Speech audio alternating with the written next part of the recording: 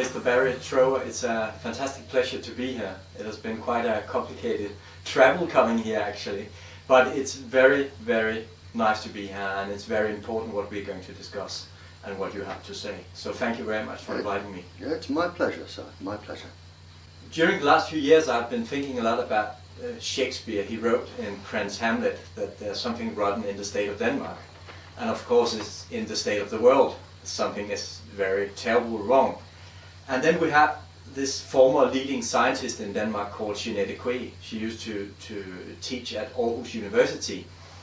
And she got the message from the National Health Board in Denmark that she was allowed to say everything, but that microwaves are dangerous. And that leads me to you. Later on I talked to her and she told me that she believed that the Danes are part of an experiment to be brainwashed by the use of microwaves, and now they believe that they are the most happy people in the world, the Danes. I would like to know from you about children, because children I think is the most precious we got. It's the future, and I would like to start this interview about we need the parents to realize how dangerous this really is, because it seems like most have not got it yet. Right. This is going to be a big answer. It's okay. Just a couple of weeks ago, I had an appointment with one of our ministers. He's the Minister for Schools, and he wanted me, this was concerning Wi-Fi in schools and its effect on children. And I'm sorry, I'm a slow speaker. I'm afraid we're going to use a lot of tape.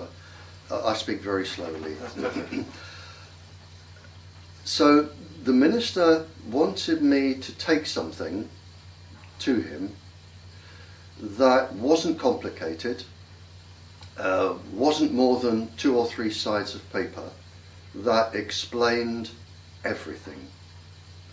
And I thought about this, and in the end I did a cartoon. In this cartoon, and I think this is the most relevant piece of paper, not because I've written it, but because it actually refers to every single child in the world. And I think that the minister I spoke to was quite shocked. Now, what I'm explaining in this, that there are 2 different things with schools. Okay? Now, the first is, if you have a school child, could you imagine if you have, let's say you have a little girl, and I'm talking about girls at the moment, that there is a case for boys, but it's different. Now, if you have a little girl in school, let's say 10 years old, all of her eggs that are to be fertilized are in her body. If she sits with Wi-Fi in front of her, the Wi-Fi is going through the eggs.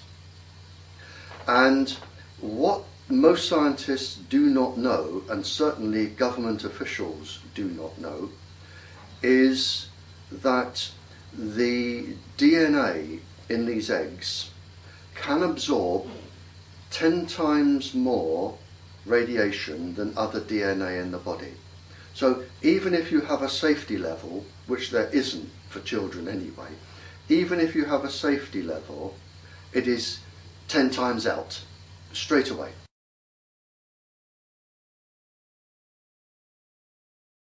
So you are irradiating the eggs inside your little girl. Now, what that means is, if your little girl has DNA damage, and it is likely, we know in the Cold War, women were experimented on deliberately to see the effect of low-level microwave on pregnant women. And we know that 47.7% of the women had miscarriages in the first 8 weeks of pregnancy. So, and there are lots of experiments, so we do know that these eggs absorb radiation.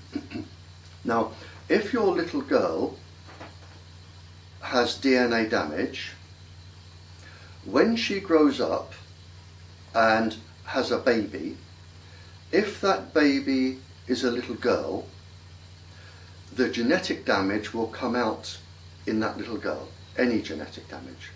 When she has a baby, your grandchild, the genetic damage will be there because it is irreparable. It can never, ever be repaired.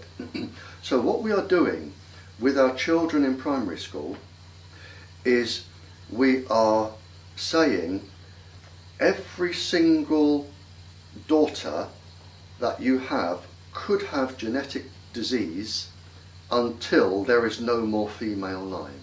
So it's not just children today, it is their children, their children, their children. It's going to go on forever. And we're risking this all because we don't want to buy a piece of wire about that long and plug it into the wall. That's what we're risking. But that's only the first stage. Now, I've been a teacher for many, many years, adults and sixth form, you know, pre-university. And I have had students which are pregnant. And it is legal in this country for 16-year-old girls to be pregnant. The age of sexual consent is 16. In fact, I've taught girls 15 and 14 who've even been pregnant. Now, the next phase of this drawing comes when, if you have, let's say your daughter is pregnant. Now, if you can imagine your daughter is pregnant, and inside the fetus of your daughter, which will be your grandchild, inside that fetus, the eggs are forming if it is a little girl, because they are born with all of their eggs. So the eggs are forming, and in the first 100 days, your grandchild's eggs are forming. But for the first maybe 50 days, your daughter probably would not know she was pregnant. She wouldn't take any precautions. But also for the first 100 days, and this is, again is what the scientists don't realise, is in the fetus or the embryo there is no defence mechanism in the body, in the baby, to protect it from radiation. You have defence mechanisms of protein 53, nuclear core complex, that help fight radiation, antioxidants. The embryo doesn't have any of those. So what you are doing, if somebody is pregnant, you are irradiating a person who has no defence against microwaves. And again, a lot of people don't realise that when we are in that first 56 days, we are inside out. Our organs are on the outside of the body, because at a stage later on, after 100 days or so, we actually turn inside out again, so the skin is on the outside. So you have the organs on the outside, and they are taking all of the radiation and all of the damage. And this then will make the baby, or could make the baby, quite genetically damaged with other damage as well, brain damage, cellular damage, whatever damage. And it's not until that fetus is born and then grows up and has another baby that you may get that. So what we're doing here is we are really destroying many successive generations now, just by having Wi-Fi in schools. And it doesn't stop there. With children, now there are in you you have about 4,500 different biological structures making your body. Children have about 4,050 making their body. Now, children are not small adults. They are neurologically and physiologically immature. They have very little defense mechanism. Just to give you an idea, the blood-brain barrier that protects the brain from toxins, in a child that takes around 18 months to form. The nervous system in the body that controls all of our muscles, all of our movement, everything, that takes around 22 years to form properly. There are 122 different layers, if you like, of insulation around the wiring in the body that take 22 years. And it is known, it's laid down by a process called protein synthesis, and protein synthesis is known to be affected by microwaves. The immune system takes around 18 years to develop in a child, and again it is known that the first symptom of microwave syndrome is an attack on the immune system. So what we are really doing by unregulating or deregulating or having no regulation for microwaves, we are really putting a very, very great risk on every single generation. And if it were just me sitting here and nobody else in the world agreed, I might think, well, maybe I'm wrong. But in just the last few months,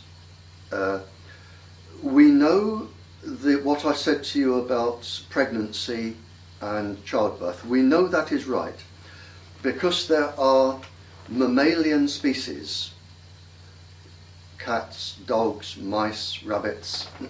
There are mammalian species who do not take 20 years to have a generation. They can do it in 1 year or 2 years.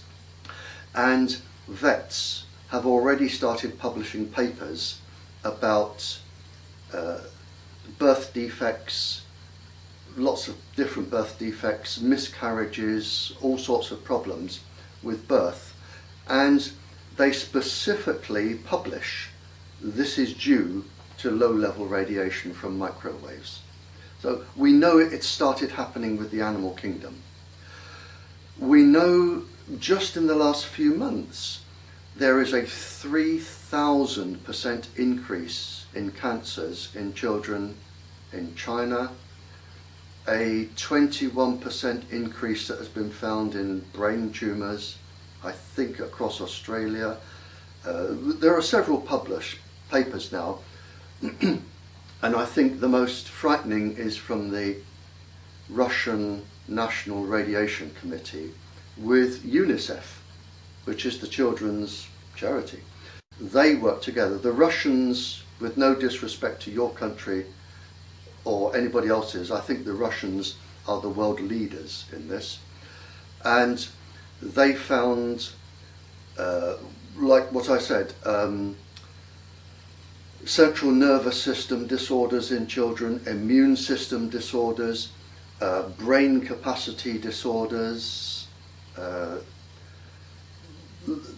They published the whole thing, and it's all to do with children. So it could be well over 50% of the children in the world will suffer somehow unless somebody makes a stand against this organisation, this communications industry.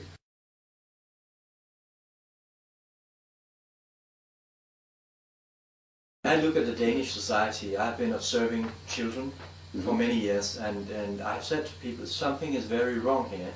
And young children are, it seems like they're not getting very clever anymore.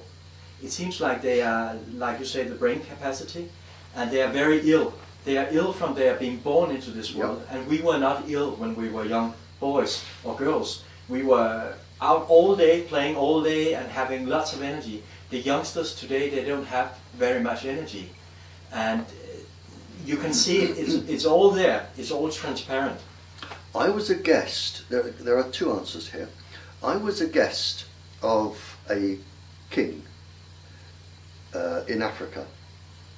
I was his guest for 2 days, and I gave a lecture to the king and the royal family, and a teacher came and spoke at the same meeting. And he said childhood suicides and bad behaviour was almost unknown in Africa. Almost unknown. There was no misbehaviour, no suicides in Africa. He said, then we had a transmitter in the school, put up in the school playground, and they started to get mobile phones. He said, and within a couple of years, he said, in my class, every single child, everyone, was on Ritalin for bad behaviour. Everyone. And I can tell you why. Imagine, and I can really explain this with the brain. Imagine that when you go back to Denmark, you pick up the telephone book, and imagine you have a magic button. And you can push this button, pick up your telephone, push this button, and it will dial every single person in Denmark, okay? Now imagine we're going to expand this, that you can push this button and you can dial every single person in the world all at once. Every telephone in the world all at once. You push the button and all these phone calls go out. That is the number of connections being made every second in the brain of a fetus. Every second, and not just a fetus as it is growing as a young adult. Every second those connections are being made.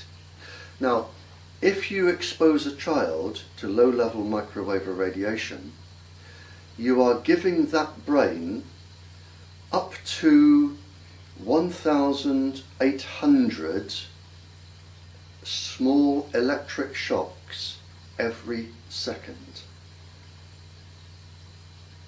You know, and this is why.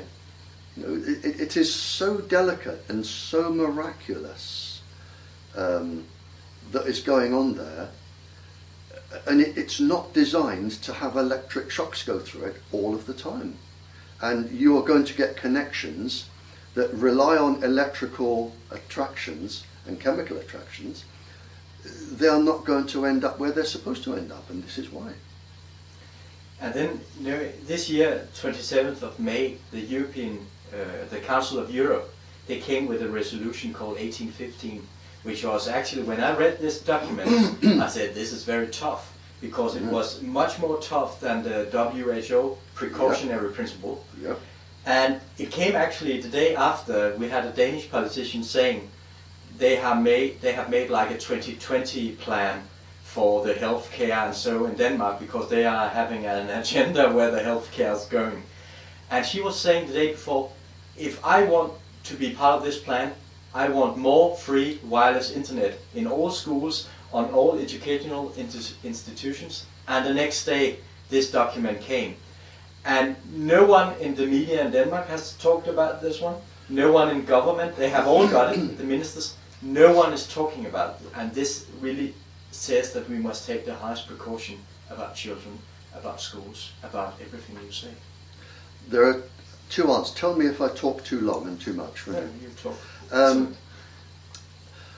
I have been all over the world now in the last 12 years. All over the world. And I'm not boasting, I'm not showing off. When I go to a country, usually I always end up on television in news documentaries, news programs. I always have the press interviews, and I give the public talks. Now, whenever I'm on television, national television, and in the press, or on the radio, live, usually on the radio, with people phoning in,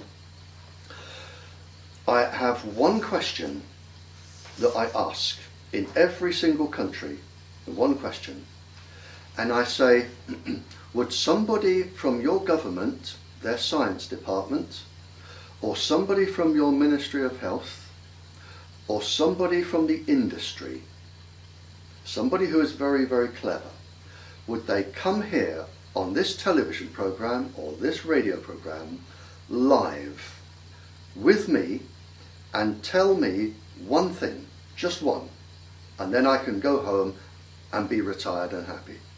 I said, I want the answer to one question. What is the safe level of microwave irradiation for an embryo, a fetus, a child, or a pregnant woman? What is the safe level?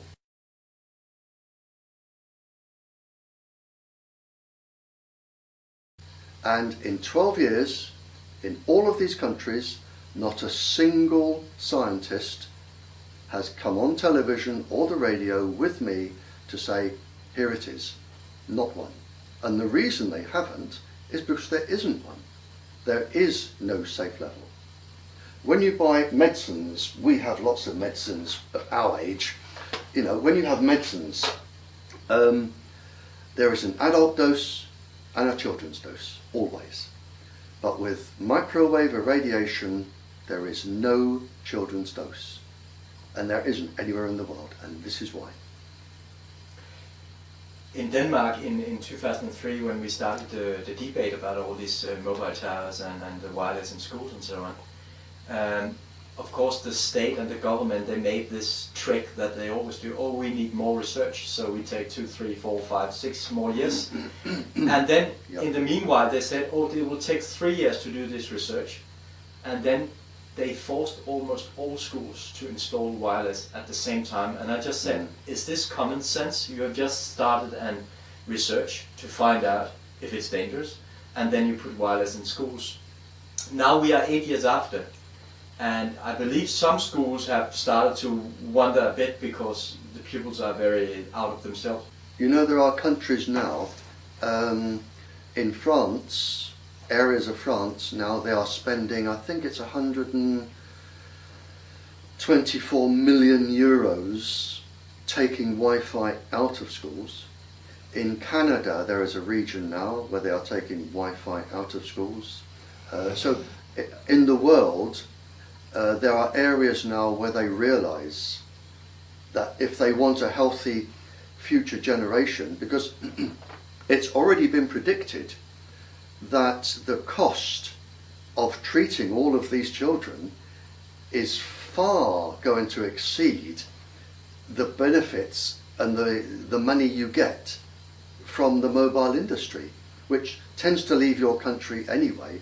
People don't realise that, and that may be a question you can ask later, is that any country that floods itself with the mobile industry is actually going to end up bankrupt.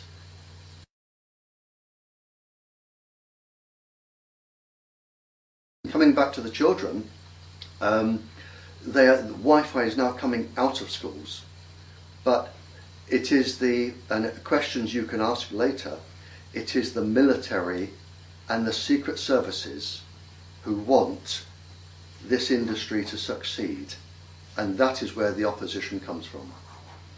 And when we talk about, you said Ritalin, so many children are on medication, and more people are coming on psychiatric medication. When I talk to many of those people in Denmark and around the world, I often say to them, please try not to use a mobile phone for a week, your deck phone, disconnect everything, go into the woods, sleep more, try to see how you feel. And they call me back and say, can this be true? And I say, I don't know what's true, what are you feeling? And You know, last year came, or actually it came this year. It's a report from a German professor called Hans-Ulrich Witschen about the size and burden of mental disorders and other disorders of the brain in Europe, 2010. And it's shocking because it's depression, it's sleeplessness, insomnia, it's all the things that has to do with microwave radiation. Oh yeah, it's known. I mean, it could be as high as 85% the increase. Yeah, but as I say, it is the military and the secret services, and just corruption, in some cases, just ordinary corruption. Yeah. I've been to countries, and I've met professors, and in one country, a couple of they were livid. They said, in this country, they said, one person, without any consultation, without talking to anybody else in the country, they never spoke to the government or anybody, one person somewhere in the government signed to say the communications industry can come in, put up transmitters, put up towers, anywhere you like, without any consultation. He said, one person. He said, and we all knew it would be dangerous, and there is a knock-on effect to do with countries, and I don't know. It's a very complicated issue. Can I tell it to you? With countries, we're right for time. Yes, please. You may want to take this section off and show it to any kings or royal people. But I have, and I think this really sums up where we're going here. I have spoken to the most secret people in governments, including around 60 royal people, kings, queens, princesses, princes, top government officials, leaders of people, leaders of governments, around 60. And over the years, they started to tell me the same story. And I wish I were the one clever enough to think this up, but I wasn't. By the time I started to see other kings and queens, and I thought, I know what you're going to say, and true enough, it starts to come out. And some of these are where a transmitter was put right on top of the palace or beside the palace, and maybe people have got cancer and died inside the palace. And it has made them angry, and they want to talk to someone like me because they're not getting anywhere with their own governments. But the story they keep telling me, in bits and pieces, it was highlighted by one king, and we were, you okay there? Yeah, okay, fine. Okay. It was by one king, and I probably spoke to this king for 2.5 hours at a table, and we were talking like this. And he leaned forward in his chair, and he, in a very low voice, he said, "Barry," he said, "I am losing the viability of my country."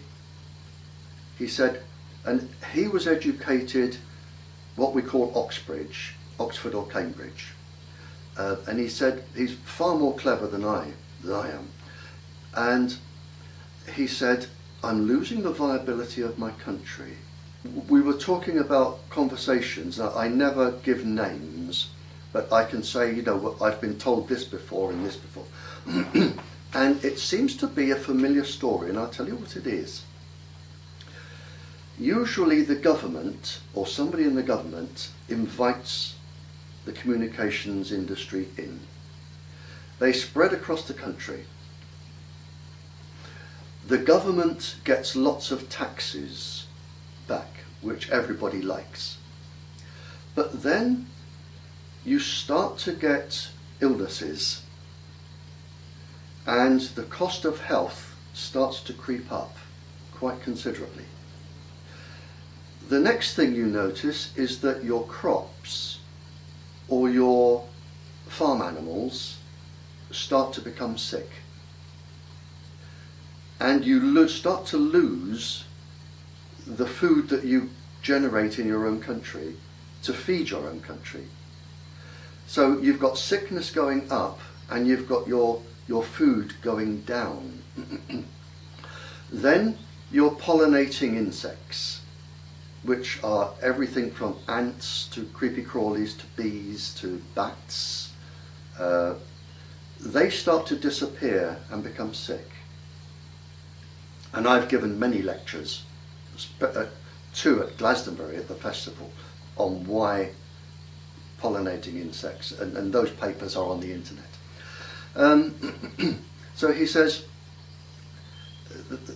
well, my people are becoming sick and I cannot afford the medications to help this number of people.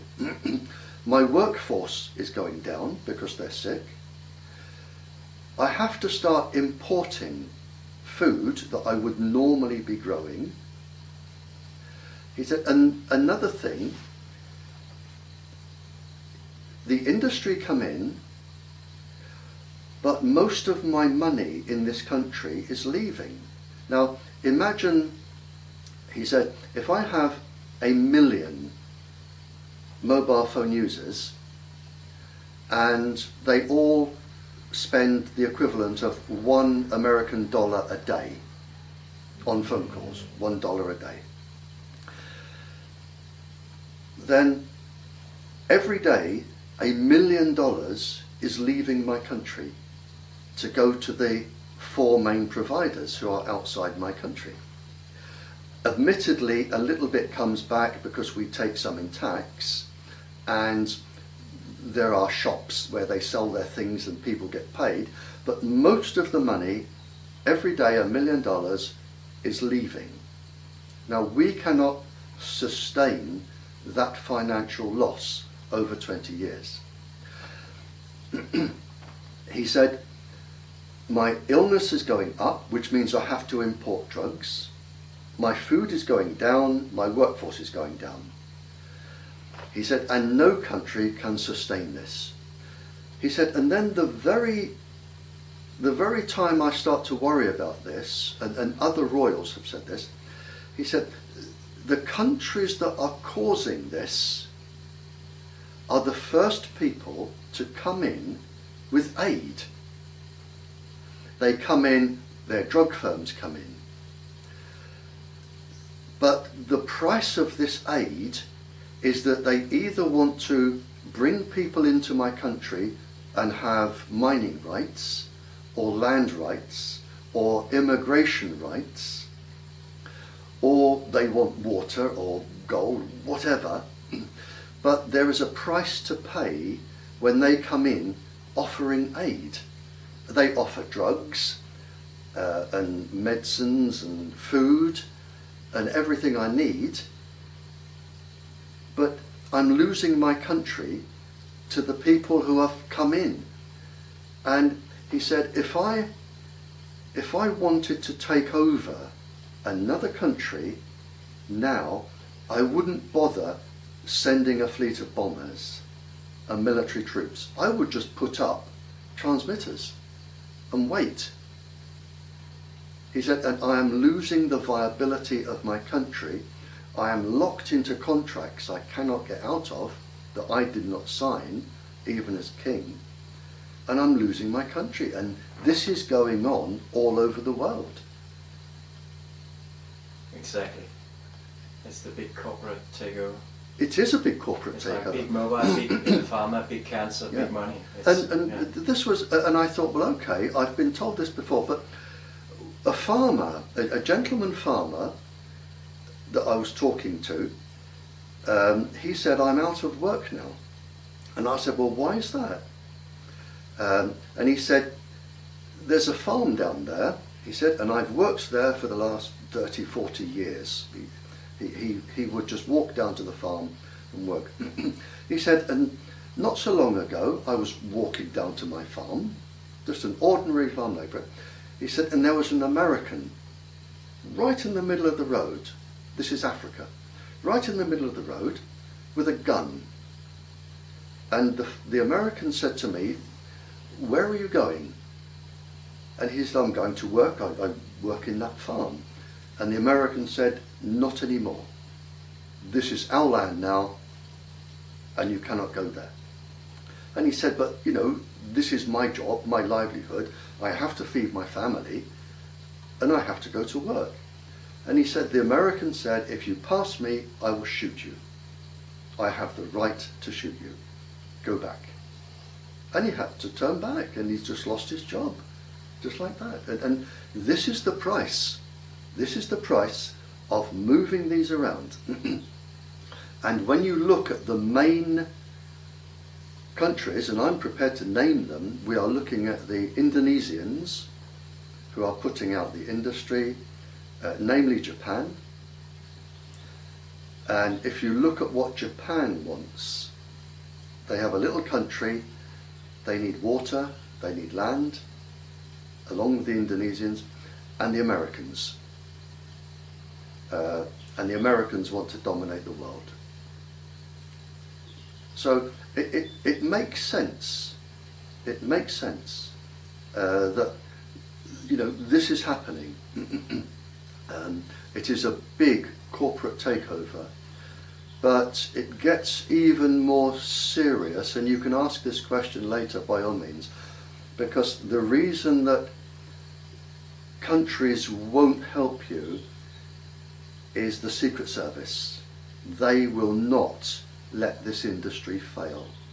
And if we have 85% of our children sick in 20 years' time, it is worth now the Secret Service having the benefits from all these people carrying cell phones.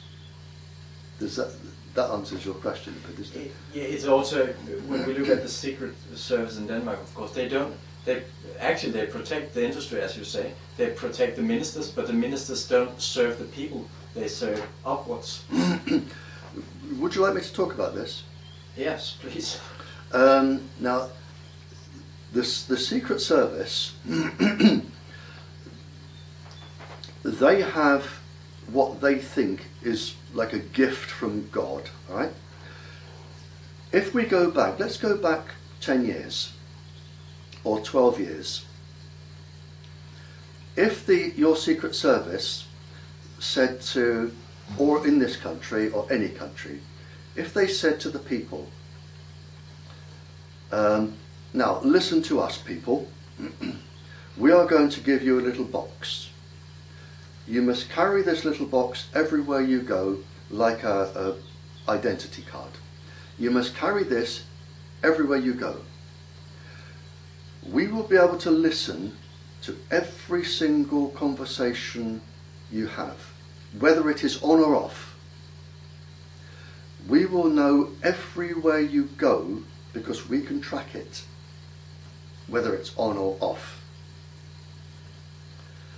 If you put messages in, secret messages under your code where nobody can get at them, we will be able to go in. We have a device that will go in, unlock your code and read anything private, medical records, bank records, anything, any secret.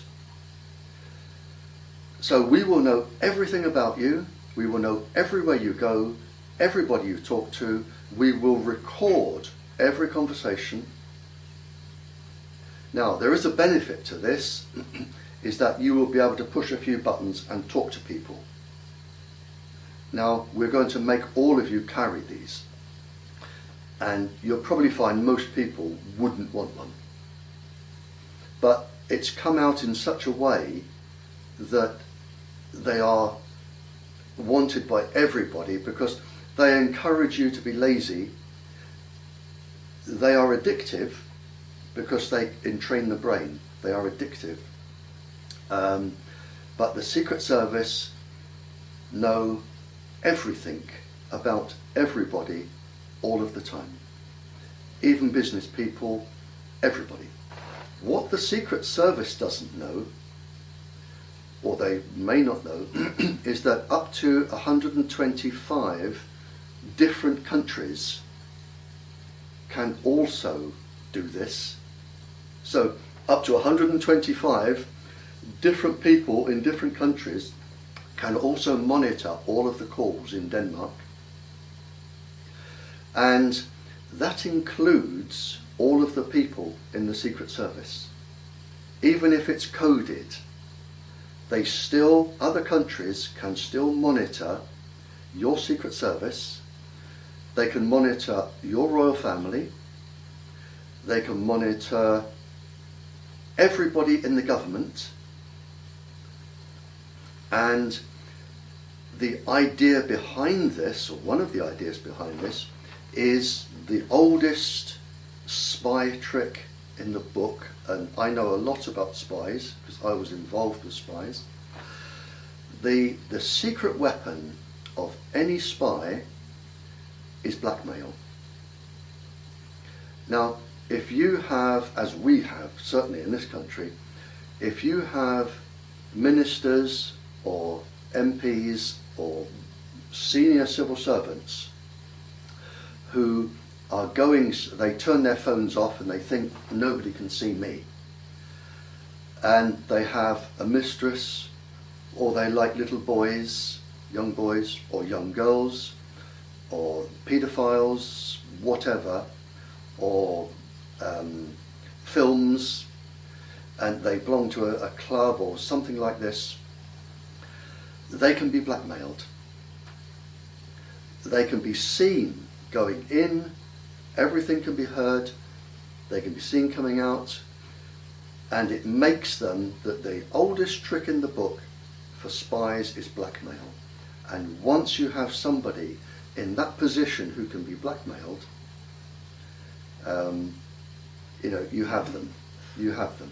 Yeah. And if we have a minister, and I go to the minister if I'm blackmailing and say, now look, you have a family, 3 children, I know you sleep with boys who are 12 years old, now I can expose you, or you can do this for me. And what your people don't know is that up to 150 different countries can be monitoring that. And your royal family. And it gets even worse, because I was involved in one spy case where, you see, it gets very complicated, this, but you can also send pulses into people's brains. And this is, not many people know this, if you send microwave pulses into people's brains, and it can be done from any tower, or any mobile van, or, you can park a car outside somebody's house when they're sleeping and do it. It's very easy. And this has been known, it's been known a very, very long time actually. You can put pulses in people's brains, and there are around, I can give you a list of them, there are around 35 different pulses that I know of that can cause maybe 50 different neurological and physiological symptoms. Now, for instance, you can cause sexual aggression in men, suicidal tendencies, depression. You can interfere with the circadian rhythm of the eye and affect vision. You can affect with the natural rhythm of the heart, either the cyclotronic resonant frequency or the circadian rhythm of the heart. You can make any part of the body virtually become ill, and all of the mental processes. In fact, a paper was even published during the Cold War and now released under the Freedom of Information, where you could even fool psychiatrists with just by inducing paranoia and schizophrenia and other behavioural patterns that would fool psychiatrists just by microwave irradiation. And I can give you a list if you want one of all of the symptoms. So you have this, and it is not beyond the scope of any country to go to Denmark, and if you are a royal person or a minister or somebody, they can follow you with this, or even if you're an Olympic athlete and they want you to lose, to make you lethargic and lose interest. And I have known a case where Olympic people have been targeted by microwaves, and I have known a case where government ministers have been targeted, and I was involved in giving evidence. And I have also been involved in giving evidence where the military were targeted, and they acted totally out of character. So you can actually target people, and you can cause a country great embarrassment, or you can almost induce somebody not to think properly. So, you know, this is quite a successful weapon. Yeah. Just to come back to some of the things you said, in '96, there came a document called the Terror Papers, and it talks about a genetic experiment, that we are part of a genetic experiment and so on. And then it says in the end of the document, it would be very good if we could implant people with a microchip, but it would not be very practical. And then they said, how can we make people carry a device voluntarily? And it says they must be betrayed. And on the next page, in the top of the page, it just says there's only one device available on the market today that matches the frequency of the brain, and that is called a cellular phone. And no matter if this document is false or whatever, I always read something, and if it fits in reality, it's good enough for me, because it shows a lot. When you mentioned the induction of psychiatric illnesses or mental states and so on, I have this old friend. She lives in a place in Denmark where one of the big producers of medical medication, these happy pills, so-called happy pills, they are placed. And once I walked by, I wondered how come they have this antenna inside their factory? I could see, and then I saw it was pointing somewhere.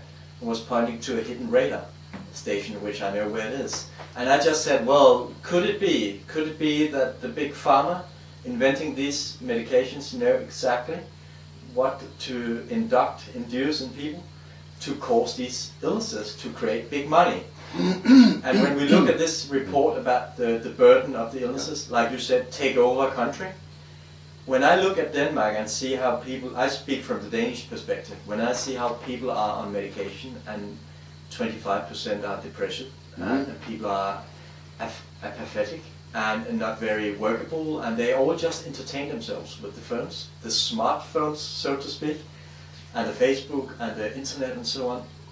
But they don't have the power anymore. They don't have the power to take action, to do something. It just confirms. It's actually very scary when we put it together. Have you seen my list of all of the frequencies and what they can cause? Not yet. I'll get it for you.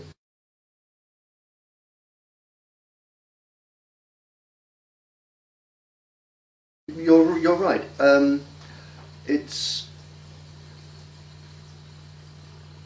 I think, I mean, implants we know.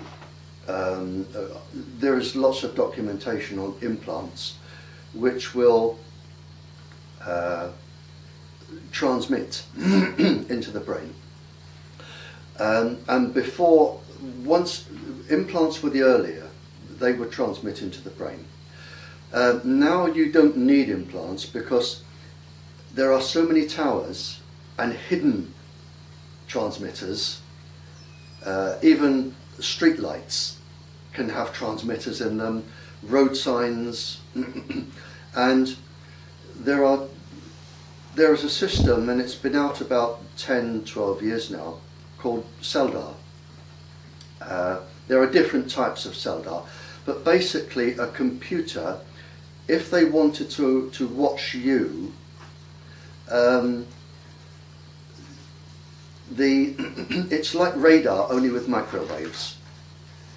Once the system is locked onto you, let's say from this lamppost, if there's a transmitter there, once it's locked onto you, the computer will take away anything that isn't moving, like buildings, and it will have your size, and then as you walk up the road and you get lost from this transmitter, the next one will pick you up, and then the next one, and they can follow you everywhere. And if they want to, they can also send a beam into you, a microwave beam. And you may think that is a bit far-fetched, but there is documentary evidence, lots of it, to show that the women at Greenham Common in here during the Cold War, they were microwaved by the American base and made to feel depressed and suicidal and have cancer. We used them on the Catholics in Northern Ireland. We would do whole streets, and that has been documented and was brought up, and the MPs complained about it. So we used them in Northern Ireland, the Americans used them on the Catholics, the Russians used them on the Americans. They have been developed over 60 years now to perfection. I think I probably have the most comprehensive list in the world of pulse frequencies and what they can cause, because I looked into this. But you're right, it's where this started out, maybe as we can keep an ear on our people and see what they're up to. Different organisations are now getting new ideas and making new devices, and they're not coordinating with each other. And it's, you know, one department is developing germ warfare, microwave germ warfare. Another one is developing how to eliminate MPs and royal families. You know, if you don't want a royal family, it's very simple to get rid of them. And what they don't know, even in this country, our royal family are given little devices to carry, which they're told, in case they're kidnapped. So we will know exactly where they are. But they could also be transmitters going into the royal family. They may not be, but they could be.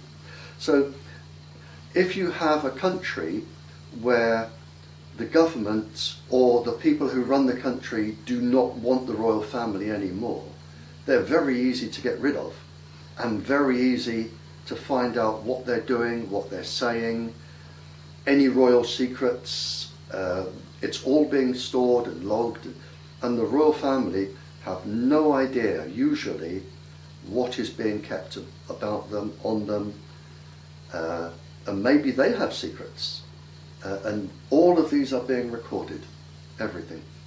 Talking about the royalty in Norway, I told you I have this Norwegian book with me, but it came out here in autumn 2011, and he wrote about the Norwegian king. They have this summer residence where they spend a lot of time actually during all the year to relax and so on. And they put this space station inside the building, and it was radiating 700 times more than normal. And no one would take responsibility. How it got there, no one knew. And then they found out it was the biggest mobile phone company in Norway, which is actually Scandinavian, or actually perhaps even becoming worldwide. and now it's removed. But he got cancer, he got heart trouble, he was operated, and all his staff got sick as well. It was all there. And he actually was a king that was really serving as a king. Yep. Not trying to corrupt anything. He was really a real king. He's not the first one that has happened to. Not the first. No. But it just confirms what we are. Oh yeah, yeah. It's happened, and you know, when I go to countries and I talk, I often get a message in my hotel, usually a secret message, saying, you know, we want to talk to you, and a big car turns up, and I jump in, and I think, well, someone's going to shoot me in the back of the head any minute now, and I end up in a palace or somewhere, and we have a very good discussion, and then I'm taken back. But there is a lot that the royals do not know, that you know, they're kept. And again, you're looking at the destruction of a royal lineage, because if the children are being microwaved, if they come up to the royals and they say, you know, you need extra protection, and they increase the power, what they're really doing is making the future generations very, very sick. Or they can make them mentally retarded, so they cannot rule. And maybe, I don't know, somebody else wants to take over the country for whatever reason. You know, I can't be bothered with world domination, but some people may have a reason to take over the country and control it. I've been wondering for many years, what is it that is pushing all these technologies? Then I talked to Professor Olle Johansson from the Karolinska Institute in Stockholm, and he said to me he was at a European meeting, where a European Commission, where he asked what is the need for all these technologies? And then the European guy, he said to him, well, that's probably the most intelligent question ever asked here. And then Olle Johansson, he said, well, what do you mean about that? There was no need. It was only to generate maximum profit. Mm. So it actually used as a cash cow to generate enormous amount of profit, but then again, of course, also to the surveillance stuff and all this. But when we talk about big corporate takeover, world takeover and so on, we have to look at big banks, because there's a lot of money involved in this, and how come they can make all these commercial, it's full pages every day, and people are becoming so much taken over. Barry,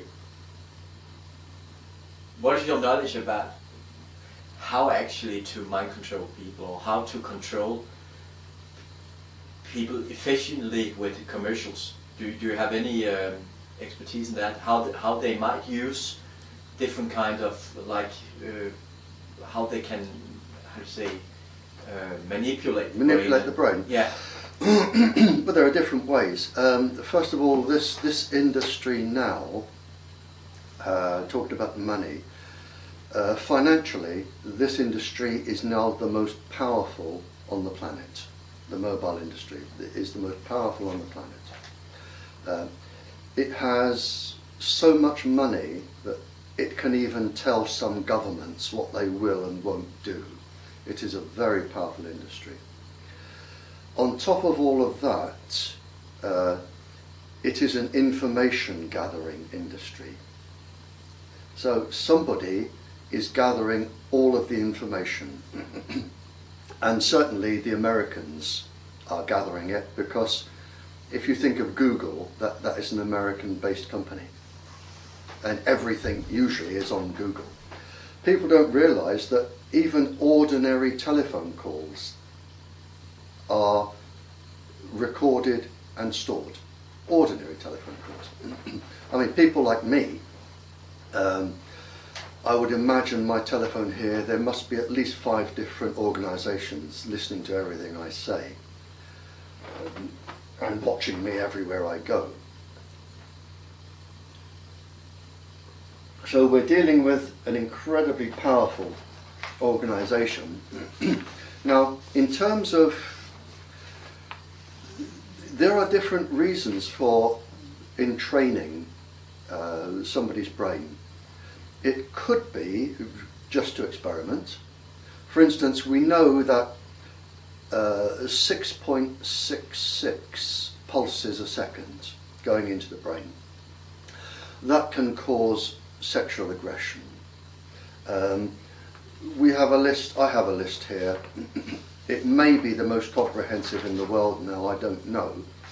But some of the things, you can change the heart, the sleep pattern, you can induce hallucinations, amnesia, drowsiness, depression, visual distortions, hearing distortions.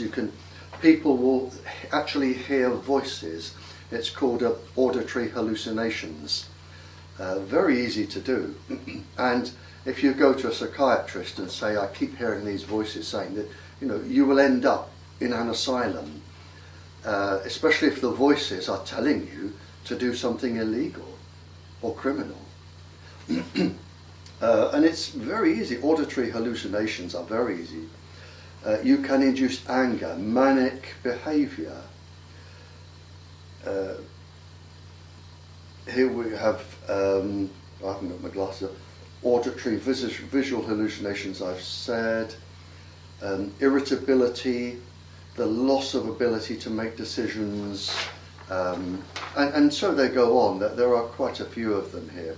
Hyperactivity, especially with children, anxiety, but when you said lose ability to take decisions, yeah. I remember in 2006 in Denmark, it was on the national radio, it was just said once, but it says that mobile phone radiation disconnects the ability to take decisions. Oh, yes. And it was never said again. Yeah, it does. Yes, it can lose you the ability to make decisions.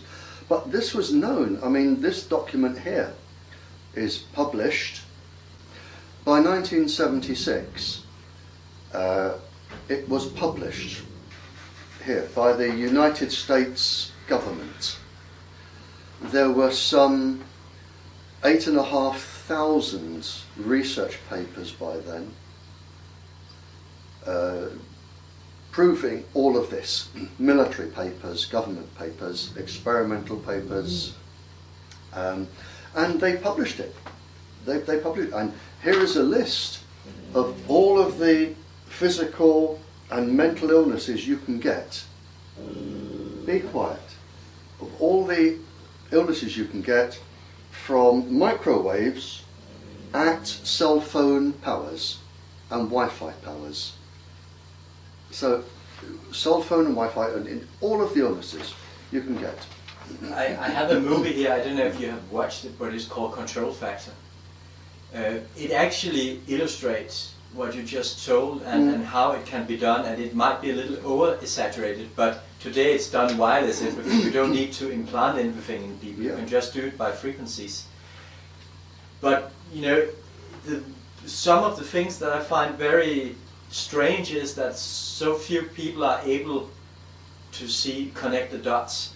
Because I've been observing people, and I have observed since 2003 when we started the debate, that people have become more and more disconnected. That they don't seem to function or think coherently anymore, and that's even a part of mind control, you can say, if you can disconnect the thinking. The CIA actually patented some of these devices, patented them, and I have the patent number somewhere. And the CIA and the Canadian government were taken to court once for this. It took 50 years, but they were taken to court. And they lost by the people who said, they have been experimenting on us. But like our government, it takes about 50 years to take a government to court, because by then most people are dead. All the people who made the decisions are retired or either dead. The victims are usually dead. and there's very little compensation, and people are not really interested 50 years on anyway. But they have, both this government and the Canadian government, and probably the Americans, they have a very good delaying strategy for about 50 years to take them to court.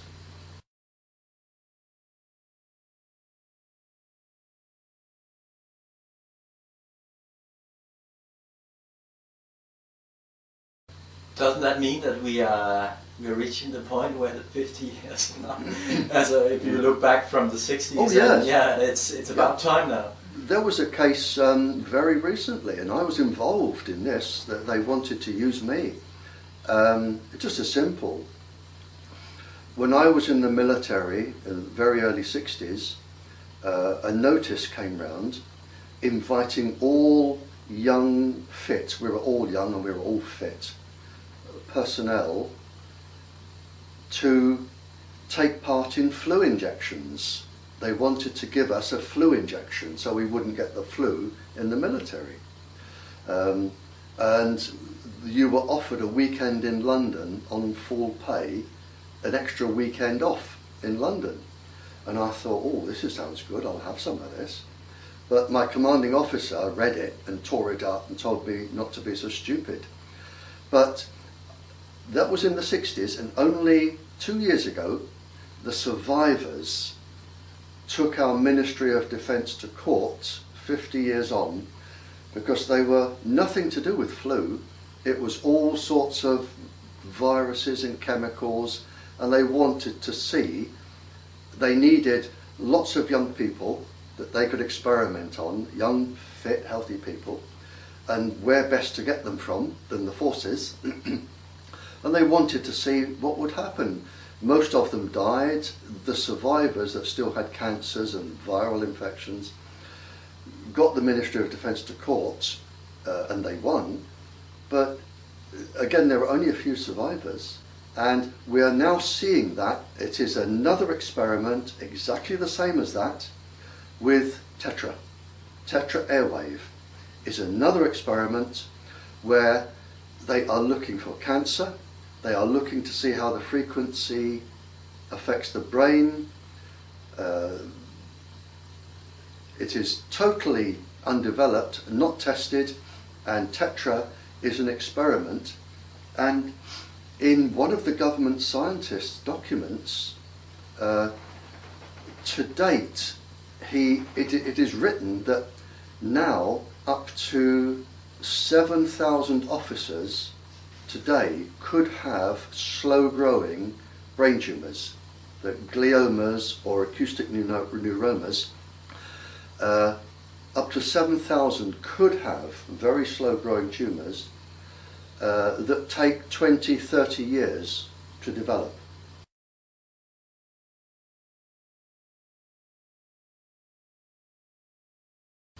So it won't be until these officers, be it ambulance, fire brigade, police, MI5, MI6, secret services. Buses, trains. Yep. Have it in Denmark. Yep. It won't be until they are retired that the brain tumours will show themselves.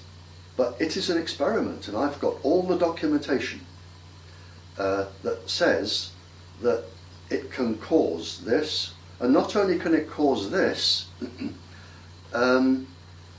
it can cause severe personality changes, lots of types of severe personality changes, including severe aggression and bad behaviour. And it's just an experiment, and all of these things are being monitored as an experiment. And it is illegal. It's illegal, any human experiment is illegal because of the Nuremberg Treaty. And I've published this. At the end of the war, you don't mind me talking about the war? No. At the end of the war, when the Nuremberg trials were being held, in Germany, it was agreed, all the major powers agreed then and signed what was known as the Nuremberg Treaty. And it says that no human being anywhere may be experimented upon at all without his or her full consent. And before they give consent, they must have a full knowledge of the trial. They must have a full knowledge of all of the risks, and they must have the ability to say no without any fear of losing their job or anything. And not one police officer, like I said to you, with one country, one person invited the whole communications industry in, one person for the police force signed to say, yes, we will have this. And one person agreed that all of the officers could take part in this without even talking to them. One person.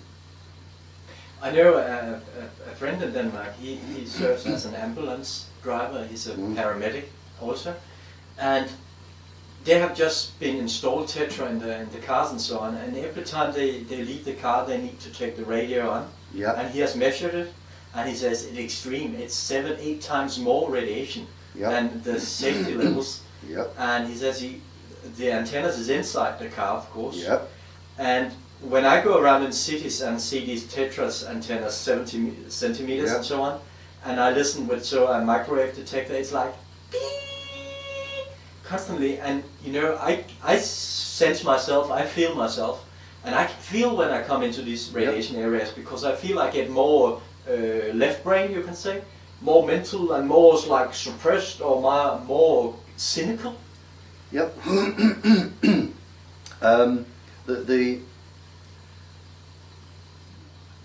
The Tetra, in fact, I'm hoping to go to court this June. This is really up to date, and if you have anybody in your emergency services, show this bit to them. Yeah. Now, we had, I wrote 2 of the safety reports on Tetra for the police, and in both reports I condemned it as too dangerous. The government overruled me and said, no, this is going out. And my reports are on, one of them is on Google, the other one is on something called WikiLeaks. Have you heard of WikiLeaks? Yeah. One is on there.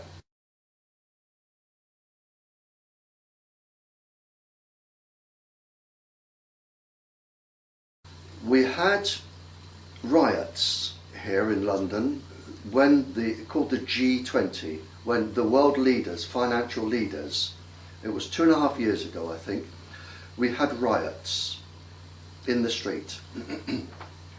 And police officers, we had a police officer who beat a man to death on the pavement with a stick. Other police officers were very violent. The rioters were very violent. But when you look at the film, you see we have big police vehicles and they are transmitting into the officers and into the rioters. And the police here do what they call corralling. They block the path of all of the rioters so they can't leave. And then they start to close in, like you round up cattle. And they have all of the people in a little area.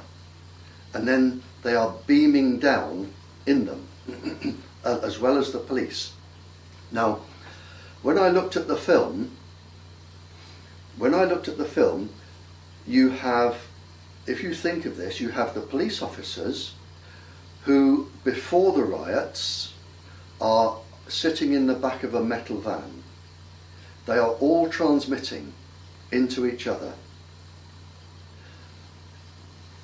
Now, they all exceed the dose, the microwave dose.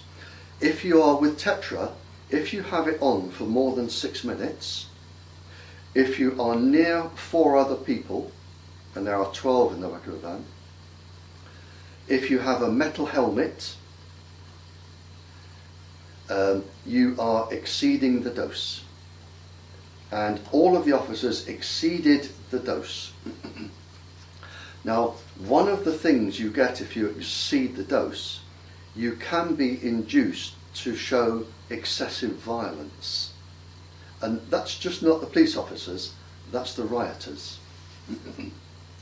And what we have here, we have rioters being taken to court and sentenced. We have police officers being taken to court and sentenced.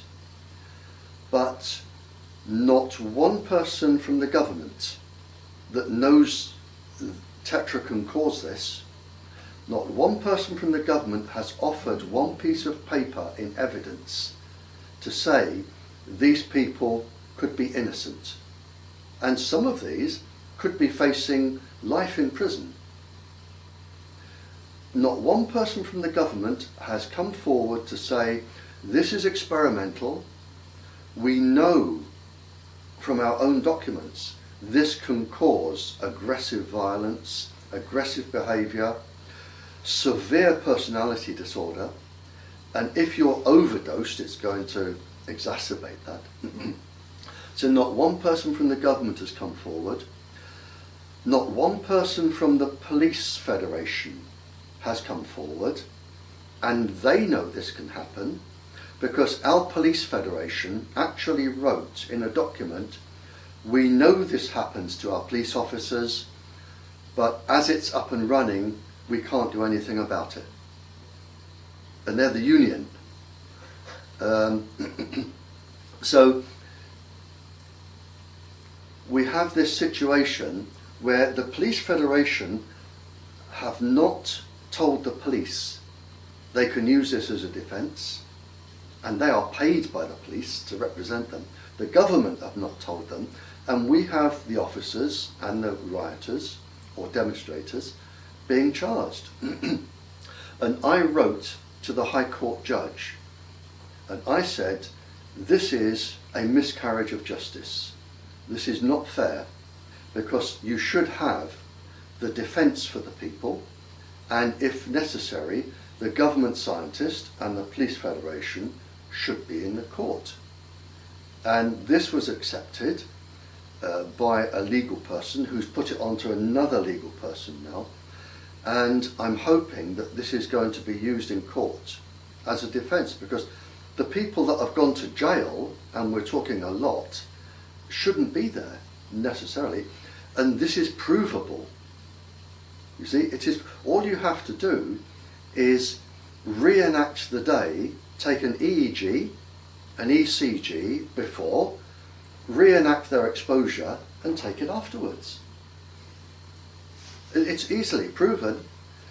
So I'm now hoping to get this brought up in court for one of the big trials, and have everybody that's gone to jail released. And this is where I am at the moment. And it's, you know, and it's not just this country. When I wrote to the judge, I said that in every country I go to, I am always approached by somebody from the police, the ambulance, to say, since my officers started using Tetra Airwave, you know, their behaviour has changed, they're losing sleep, they're becoming sick, they're becoming angry, they're hitting their wives, you know, the whole thing. So the man I know in Denmark, he says he's very active and has written to all his the ones above him and the union and so on, and they say, oh, they will look into it later, and then they keep coming back saying, no, it's safe, there's no problem. And that means they are totally lying, of course. They are lying, and they can't say it's safe because it's an experiment, and the experiment doesn't finish until 2018. So they can't say it's safe. It's a long-running experiment. In 2007, actually in 2007, I observed that a lot of things have changed, and people's mental health has really been degraded since, and even people, you know, it's like the human side of people have been removed, so they are very dehuman in a way, Yeah. react very strange. But I don't know if it was in 2007 or 2006 that someone found out that the state, the Danish state, had sold or made a deal with Motorola Yeah. about the Tetra emergency net of Denmark, and it was really about what you can call a toilet deal or something in Danish. Yeah. Can you do you know what is going on all around the world with this? Oh yeah, absolutely. As I said, and I've published this, and if you Google my name, one is on Google. My confidential report for the Police Federation is on Google, and my highly confidential report, I'm told, is on something called WikiLeaks. That is on there. And we know, and it's published, the Americans want everybody to use Tetra because they can listen in to all your secret services, even the coded bits they can listen in. But it's not just the American government listening in. I think it's probably to do with where the Americans want to understand. The Americans have two big worries. One is if they have to challenge China, because China is a major power against America. The other is Europe. If all of Europe got together, or the European countries, it is a formidable force for America. And what better way than for the Americans to understand what is going on with, there are some, in each country, some 53 organisations that use Tetra. Coast Guard, Customs, Police, Secret Services, and the Americans can listen in to every single conversation. In all countries, they know exactly what is going on. So if it came to war, and goodness knows what happens in this world, you know, 1 minute you're fighting somebody, the next minute you've joined and you're fighting somebody else. If it came to war, the Americans would have all of your military secrets, all of your government secrets in every country. And you wouldn't be such a threat because they would have the advantage. They already know everywhere and everything. In 2008, in Denmark, I was reading a document from the telecom industry. Yeah. And there was a guy I'd been like pushing very much. Yeah, he has a sad function to play. But he wrote somewhere, and that I stumbled about, he says, it's the state that has a vision about the mobile and wireless society. And I said, aha, it's the state that has a vision. That's why they say there must be 98% coverage all over the country. Yeah. But then I start to wonder, I say, okay, the state sells these licenses for the mobile phone radiation system. They get a lot of money. They rent out positions for the mobile towers and get a lot of money. They put scientists on a job to find out whether it's dangerous or not. And they evaluate themselves. Yep. That all other reports are useless. It's only their own scientists that know the truth. Yep. Is that's what we call inhability, or how do you say it in English? When you are not, they cannot play all roles, but the state does. Oh yeah, but they have a secret. They have a secret as well.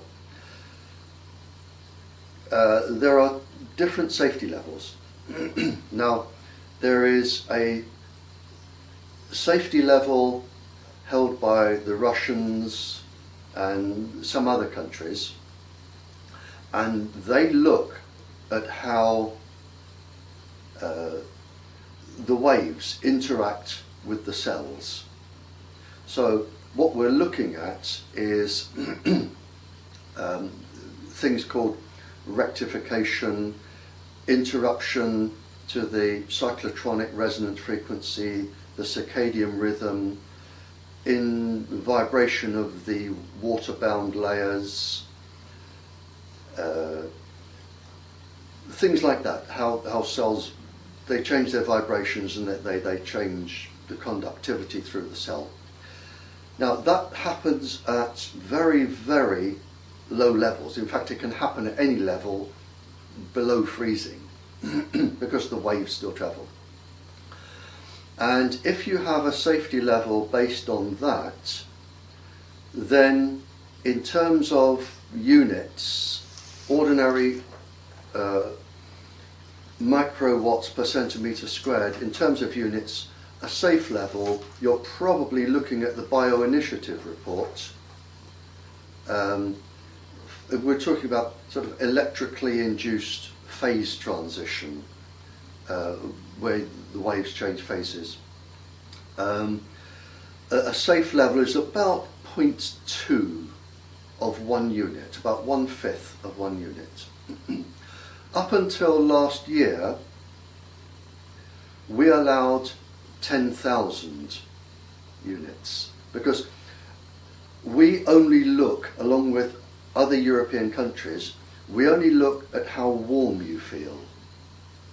So when the scientists do their experiments and they say this is perfectly safe, what they're saying is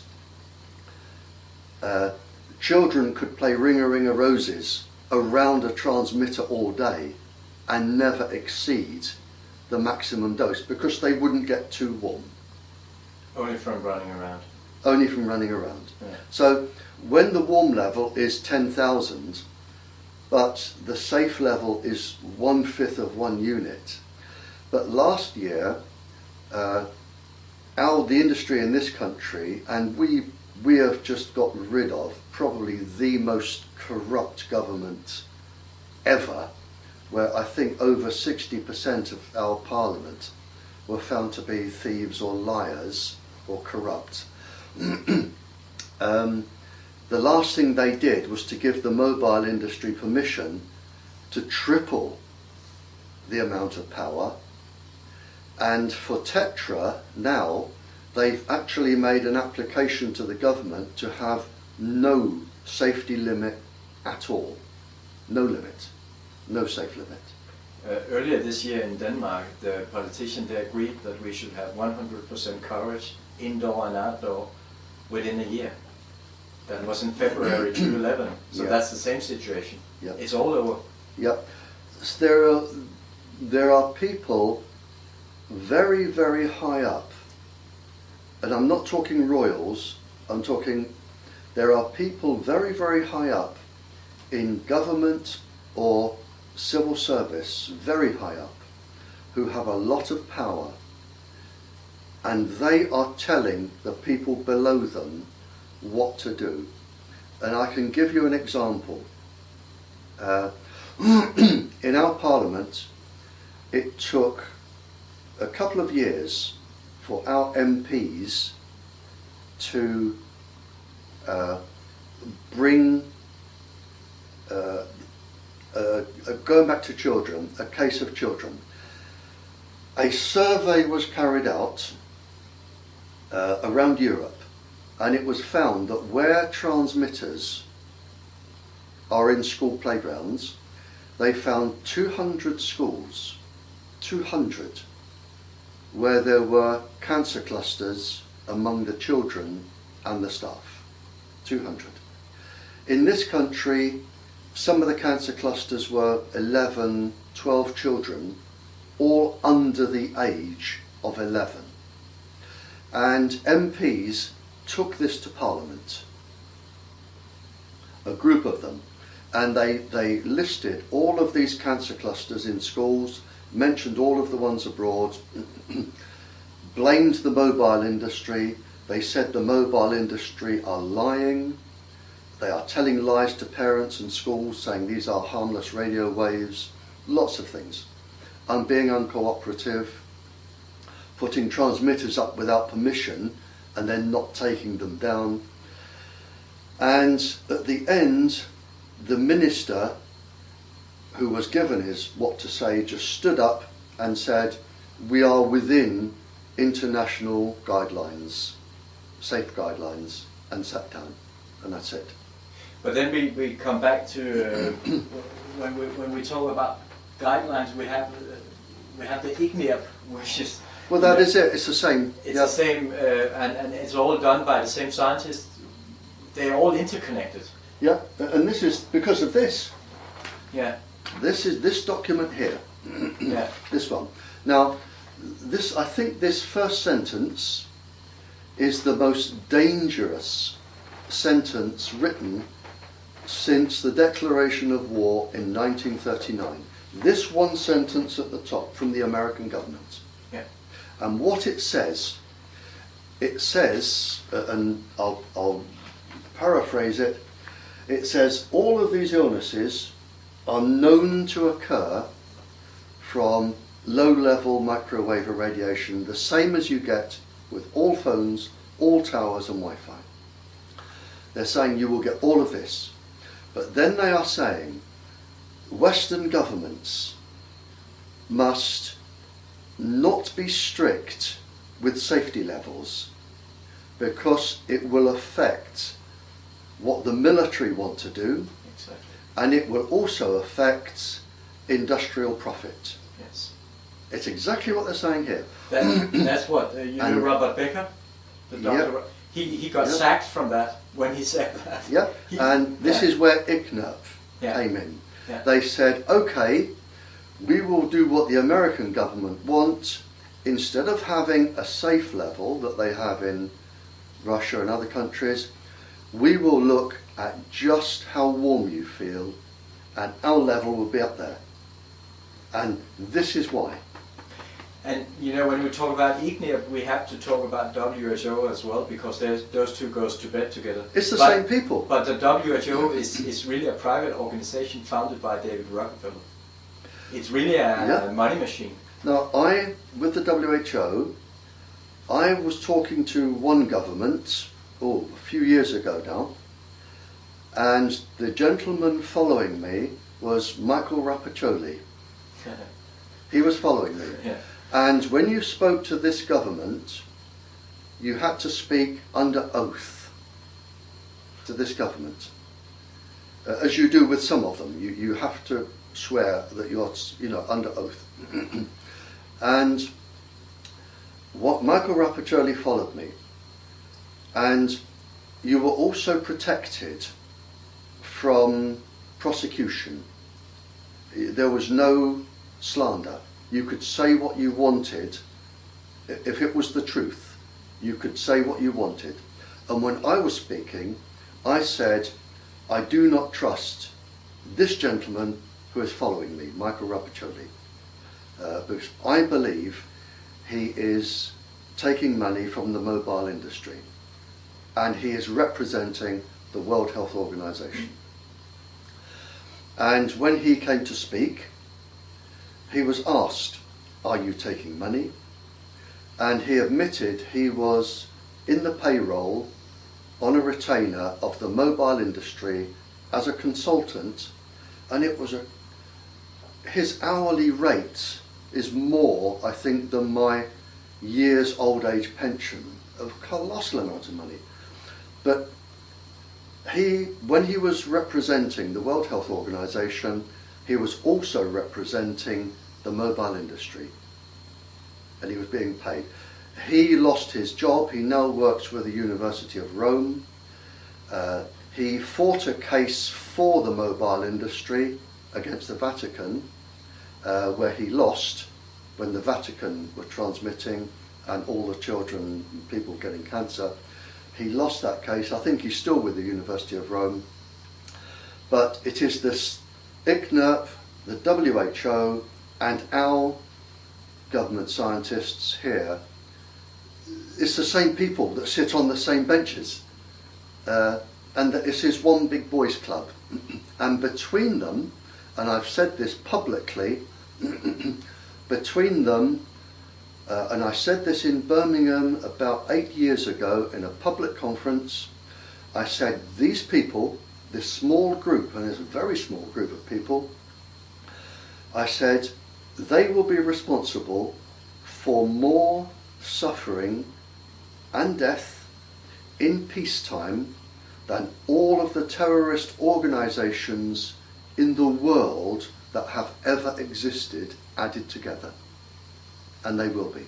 In Sweden we had a Swedish journalist, she's called Mona Nilsson. This book is in Swedish. Yep. But she has spent the last 8 years writing 2 books, and she got this, Professor Anders Albom from Karolinska. He was thrown out here in May from this IRRC on the WHO. Yep. Yeah, and she has come forward with so much things that he was actually thrown out because he was director of a company working for the telecom industry, together saying that it's safe and so on, so on, so on.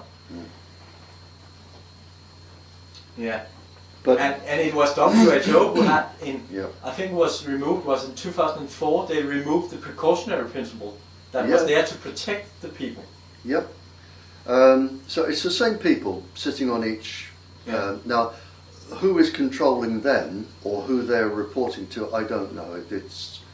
But they will be responsible. When we talk about who's controlling them, we can call it the organization just to have a thing to refer to. But when we look at WHO, it's founded by Rockefeller. He gave them the building, the UN building in New York and so on. And it's the WHO that comes forward and they say to the National Health Board, you have to say this. We don't know yet. We will put more science up. And the Interphone study they are discussing from, they cannot agree and they agree and they cannot agree. And then they came out in May, 31st of May this year, saying that it might be a carcinogen, the radiation. And then they have said here 2 months ago or 1 month ago, no, it might not be true anyway. And it's all the confusion making, doubt making. Yep, and this is deliberate. In fact, our biggest cancer charity in this country, its biggest funder is the mobile industry. And the man who runs it says very repeatedly, mobile phones are safe. And they are the biggest funder to the Cancer Institute. When we talk about cancer, that's also why I do this work, because I think Denmark has a very bad reputation when we talk about cancer. We have this guy called Christopher Johansen in Denmark working for the Danish Cancer Institute. That's not Ollie Johansen. No, Christopher Johansen. Okay, yeah. And he's really, he has been lying and lying and lying for so many years. And the Danish Cancer Institute is very well known for deliberately lying and placing misinformation. And it came out some years ago that the Danish Cancer Institute had actually lost a lot of money in playing on with stock market. And the Swedish Cancer Organization had invested in big tobacco. Yeah. The World Health Organization, it was found out in this country, they re-diagnosed brain tumours as endocrine cancers, so they wouldn't show up on the cancer statistics. And we have, in this country, when it was last looked, we had 10,000 brain cancers not showing on the statistics. 10,000. That's a lot. Mm. The Danish Cancer Institute has been used like a whitewashing machine, I think George Carlos said. And they made this study and they took out the biggest groups, so there was actually only someone back who used the mobile phone once a month or something that could not be really any danger. But it seems like every time there comes a new study on the market, so to speak, or someone is publishing, the Danish Cancer Institute comes forward, says something, and it goes in the media all over the world. Yeah, there are two things here. Now, the first thing is all of these people, the industry, they do not have to show this is safe. They only have to do one thing. All they have to do is cause confusion. That's all they have to do. And they do that very well. And they do that very well. And it's very easy to cause confusion because our universities are desperate for money, absolutely desperate. And the biggest contributor to university research is the government, the biggest contributor. And it's not just me. We had a minister and an American senator has also said that we've reached the stage now where governments can buy the results that they want. They can buy the results that will cause confusion. And that's all you have to do. And a good example is the Interphone study that you've just mentioned. Now, this huge study, the Interphone study, it actually showed increased cancers. Then the statisticians moved in. So they eliminated everybody under the age of 30, which are the main users. Everybody over the age of 59 was eliminated. They eliminated everybody who uses more than one phone. So you have one for business, one for pleasure. So they eliminated those. They defined heavy use as, I think, something like 2 hours a week, something like that. And they ended up with something like just 16% of the population. And then when you spread that 16% over the whole country and say how many of these people are getting cancer, you get to the point where they ended up saying that mobile phones not only don't cause cancer, but they prevent it, because people using them got less cancer. And that's how you do it. You only have to cause confusion. It's a game of statistics. It's a game of statistics, yep. That's all they have to do. Yeah.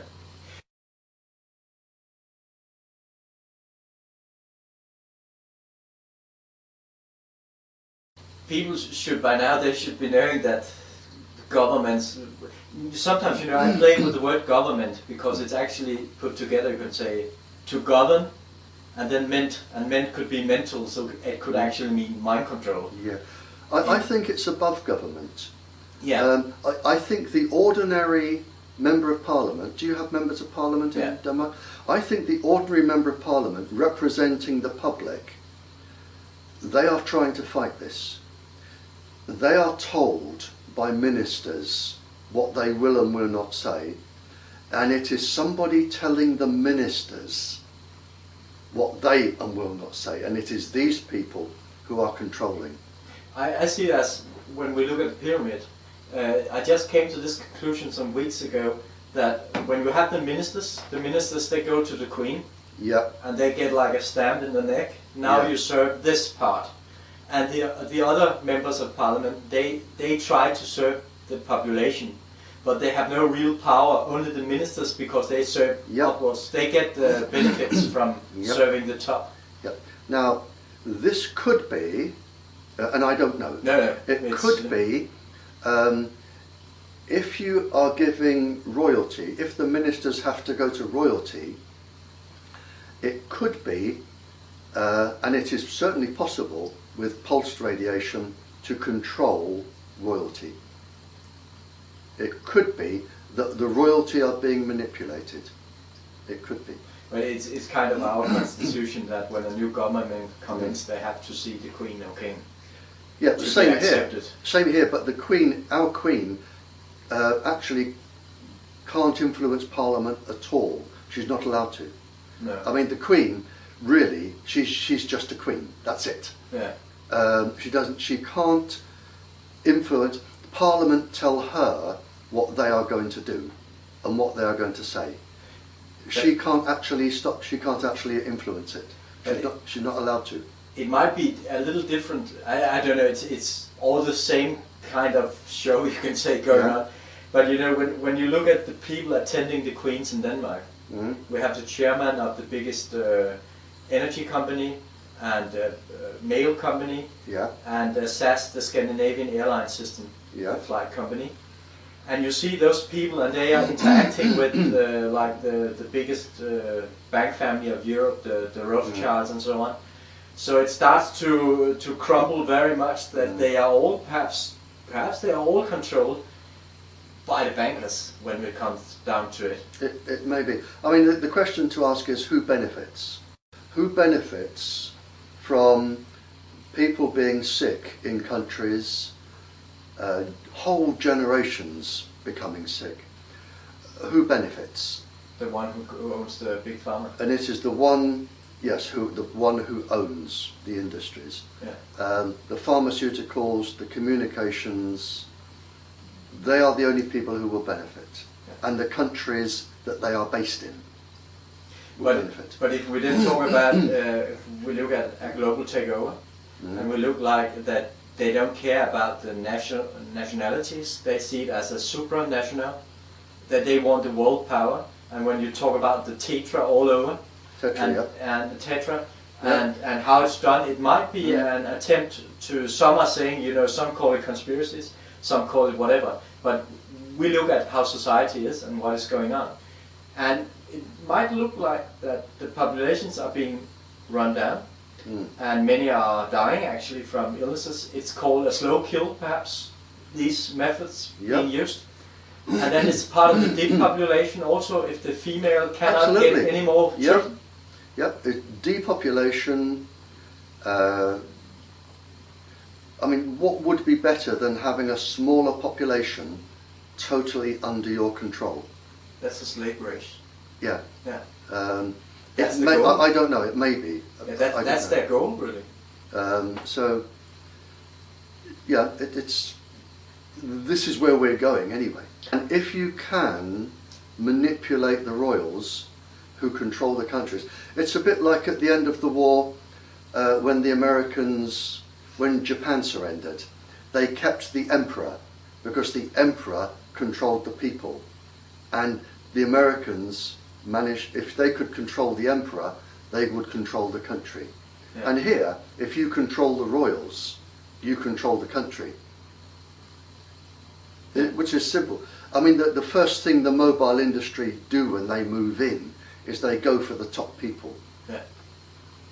There was a CIA research director in 1972. He said that mind control means a world where you can control every thought, every feeling, every observation, and every need by electrical stimulation of the brain. Oh yeah. And then, you know, I'm just the man on the floor, and I said, well, when you put this mobile phone to your head, and you have a mobile phone tower, and everything you do today has to do with electrical devices. Yep. Well, could it be that we are seeing a global mind control actually program being rolled out through the wireless? I don't think so, and I'll tell you why. Because it may be in the Western world, but you have opposition like Russia. They also know that this can happen, and they will not let America or Europe dominate Russia. But what if it is Russia doing it? Well, Russia may be doing it on its own people, but they are very clever. They are very fine. They're the world leaders. Yeah. But they have a similar one, but it's not. The Americans can reach anywhere in the world with HAARP. Yeah. In Norway as well, they have a HAARP. And Sweden also. Yeah. The Americans can actually bounce waves off the ionosphere anywhere around the world with HAARP. I can't verify that this is true. I know some of it is true, but I can't verify all of it. I only know what I've been told. And I was in Australia. I was a guest in Parliament of one of the ministers, Lee Rhiannon, Green, a lovely lady, Green minister. And I spent a couple of days with her talking and giving her documents. And it's one of these big black car turned up at the hotel. I had a very mysterious phone call from a government official. And like you, I know when I'm talking to people who know what they're talking about. You know, if somebody didn't know, I would spot it in about 30 seconds just by the words they used. I had a phone call from a chap saying, we need to talk, and we need to talk very, very privately. Fine, okay. So I go down, big black car, and he takes me off into the night, and he takes me down into the basement of a building, and it's quite dark, and it was where he worked, quite dark, and again I thought this is going to be the bullet in the back of the head, you know. But we sat down and we spoke, and he said, I'm very, very scared, Barry. He said, we've reached the situation now where with HAARP, that can reach anywhere in the world, he said, years ago, and I knew this to be true because I was told it before, you know if somebody has a heart attack and their heart stops, you can put the things on it, dunk, and it starts the heart. He says, we now have bacteria, as you have, like with the great plagues going back the years, bacteria can lie dormant in the soil for hundreds and hundreds of years, and they can be reactivated. We know sometimes you get grave diggers, if they are digging a grave that was a grave before and somebody was buried there from the plague, sometimes you can even get bubonic plague, which is now easily treated with penicillin. But the bacteria can come back with the frequency of light. And he said, what we've got now is government scientists, and he said, I'm very scared about this. We have government scientists who have developed frequencies that can regenerate the bacteria from its dormant state into its live state. He said, now think of the implications. He said, if I want to come to your country, I can just drop bacteria. Let's say I want to cause a wheat devastation, or cattle, a disease in all of your cattle. He said, all I've got to do is come to some of your farms, walk over the farms, drop the bacteria, and come back. Then, just using the frequency, you can, from HAARP, you can bounce the same frequency around the planet, or use towers. You can reinstate, activate the bacteria, and you have mad cow disease, you have wheat disease, you have tree fungus. He said you can devastate a country's economic value at the push of a button. He says you can bring total devastation to the farming or the livestock of trees, whatever. You can totally devastate a country. And he said it can get even worse, because inside dormant bacteria you can have dormant virus. And when the bacteria come to life, the virus will come to life. And virus can stay dormant longer than bacteria. He said, so we've got to the stage now where we're into microbiological warfare from things like HAARP, mobile towers, and we can induce any form of bacterial warfare in any country by the use of this system. He said, and it is so easy now, and this is actually up and running. He said, it is so easy now to bring total devastation and economic ruin to any country by microwaving it and bringing the bacteria to life. Can you say what nationality, without mentioning a name, just what nationality was he? He was Australian.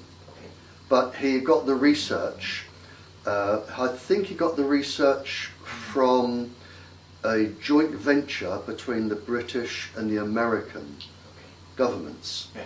Yeah. And there was actually something on the web, so it wasn't secret at the time. There was something on the web that somebody sent to me where it says we can now regenerate yeasts by electromagnetic pulses. We can regenerate yeast, and in yeast you can put bacteria, and in bacteria you can put viruses. Yeah. So it was actually on the internet Yeah. first, but he was Australian, and it was British scientists and American scientists doing this. So it is known, and this is very scary, where, you know, if you can bring about the devastation of a total country, Yeah. you know, and then of course you go in with your aid, It makes plague look like nothing. it makes plague look like nothing. Yeah. Yeah, you know, I mean, and I often wonder when you hear the news and you think, well, there's a whole all of our beef a few years ago was wiped out with mad cow, what we call mad cow disease. And in other countries like Denmark, Sweden, so on, whole forests all of a sudden fall victim to a disease. And I think, well, is this normal, you know, or was it deliberate? And of course it is international finance now, and if you can cause this, you can go in with the aid. But it's certainly up and running. One thing that, when we talk about microbiological warfare and all these things, Right. when we talk about what is going on in the world and we're all being manipulated and there's a lot of things going on, we come to the big thing about CO2. Because the CO2, the Kuiper, Yep. that's probably the biggest bomb, or one of the biggest bombs. Mm. What have you got to say about microwaves and emissions and CO2? A couple of years ago, there are 3 papers published about this. I think I've referenced 1 or 2 of them because they all really come up with the same. And what they now say is the biggest polluter on the planet now, by far, is the communications industry. The biggest polluter. It exceeded the aviation industry a few years ago.